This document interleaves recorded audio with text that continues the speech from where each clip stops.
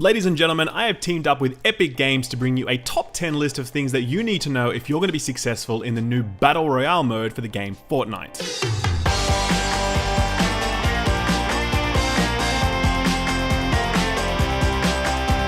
So you're probably wondering, what is the dealio with this? Well, yes, it is a Battle Royale game. It does have a lot of resemblances to PUBG, there's no doubt about that. But let's be real, PUBG was not the first Battle Royale game on the market, and this one certainly does bring some new stuff to the table. And understanding what that new stuff is and how to take advantage of it is the difference between winning and losing. One of the best parts about it is the fact that PS4 players will actually get to play the game. PUBG is going to be only available on PC and soon coming to Xbox. No word yet on whether or not it's coming to PS4, but guess what?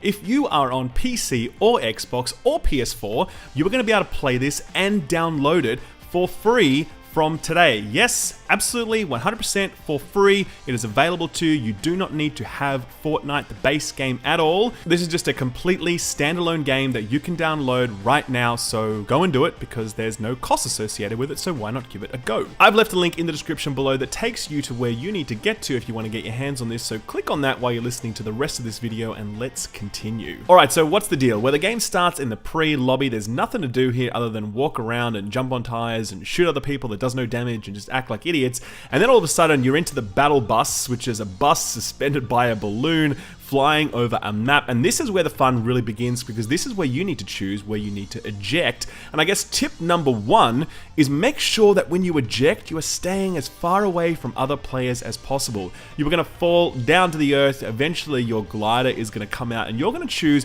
where you land. You don't want to be landing anywhere near anybody else because it greatly increases the chance that that person is going to be able to loot a weapon before you, clock you in the head, and then boom, it's game over for you. You are back in the queue. So tip number one, make sure when you land you stay as far away from other people as possible. It's going to make your life a hell of a lot easier. Tip number two, the weapons that you're choosing make a huge difference. Now obviously you can't really choose which weapons you have with you because it's all about random looting. You'll drop on a part of the map and hopefully there's a good weapon nearby. Sometimes there's a crap weapon, sometimes there's no weapon at all, but eventually as you continue to progress through the game you're going to find more and more weapons, and then it's about which ones do you stick with. Well, my very strong advice to you is to stick with longer range weapons like the sniper rifle and the auto rifle. The shotguns and the SMGs, they're fine, but they don't give you a lot of versatility. A lot of the time, you're going to spend looking far over the distant horizon, hoping that you can shoot a target at range, and a shotgun really doesn't do much in that context. If you're smart and you know how to protect yourself up close with an assault rifle by getting the jump on your opponent,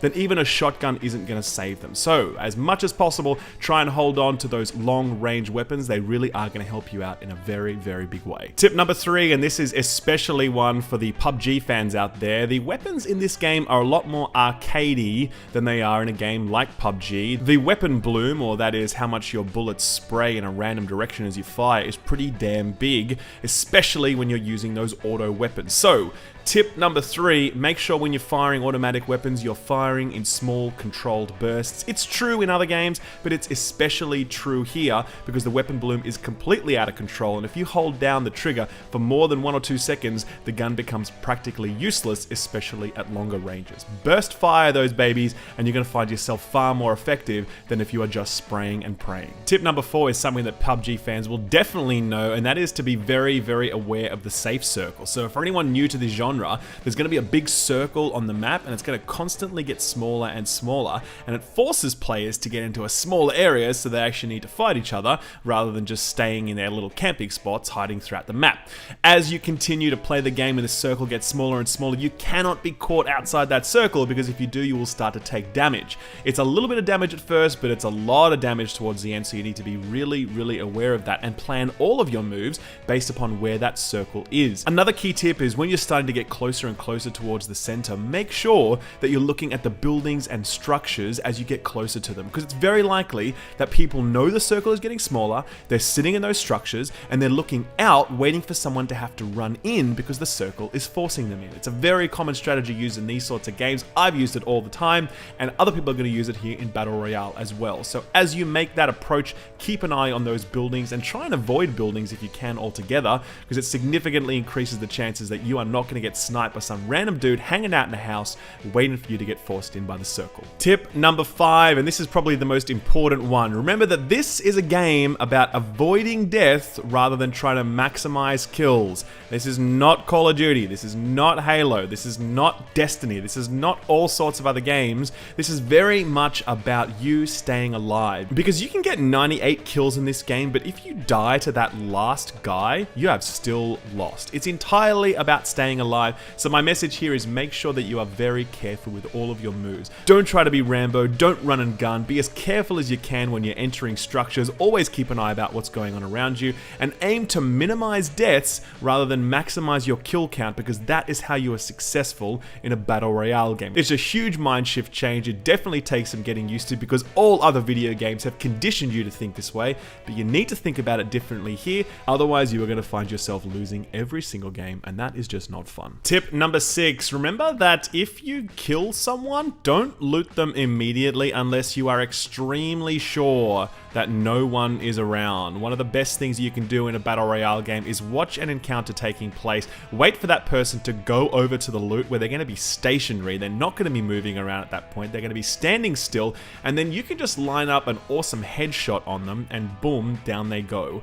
Make sure you take careful stock of your surroundings when you choose to loot because you are at your most vulnerable at that point. I know it can be tempting to go ahead and grab everything you see, but just take that extra second to look around and make sure you're safe.